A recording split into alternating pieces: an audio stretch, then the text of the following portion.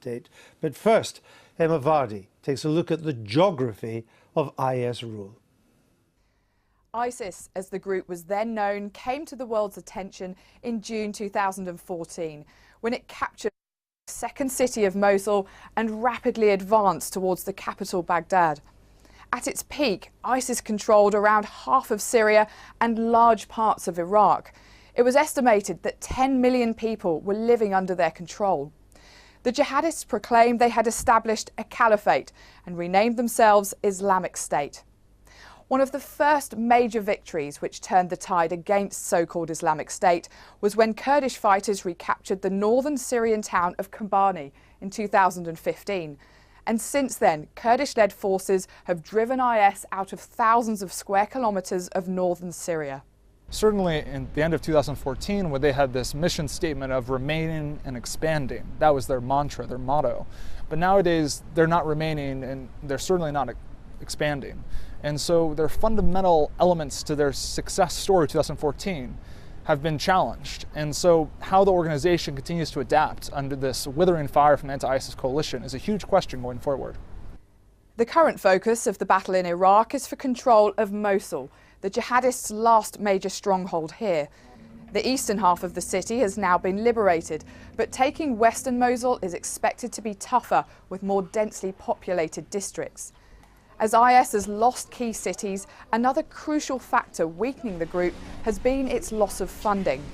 By the end of 2014, the maximum amount of money that was earned by ISIS, we estimate, is about $2 billion. Most of that coming from oil, taxation and extortion, looting and confiscations. To the end of 2016, where we believe their funding has dropped by about 50%, where looting money has essentially dried up. They've lost access to key oil fields and refineries, and now they can't tax the large population centers that they had lost previously. Targeted drone strikes have led to the deaths of some high-profile IS figures. Mohammed Emwazi, the notorious jihadi John, was killed in a strike by British and American authorities, as was Riyad Khan, another British member of Islamic State who posed a serious threat to the UK, according to a parliamentary report. US-backed Kurdish and Syrian forces have also begun advancing on another IS stronghold, and there's expected to be a bloody battle for the city of Raqqa in the coming months. Black flags are no longer flying over many areas they once were, such as here in Tabqa, which was taken back from IS by Syrian Democratic forces within the past week. Many smaller villages have also been liberated from IS control, but those on the ground say defeating IS in the more populated towns and cities is much slower work.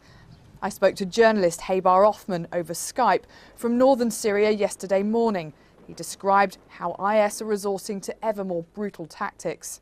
In small villages, ISIS fighters don't show any resistance, because if they did any resistance, Syrian Democratic Forces on the ground, they will give a coordinate to the alliance aircraft and they will bomb the area directly. But the situation is completely different regarding big towns and cities. In the big towns, ISIS is avoiding direct engagement, and they are fighting with small group and using hit and run tactic.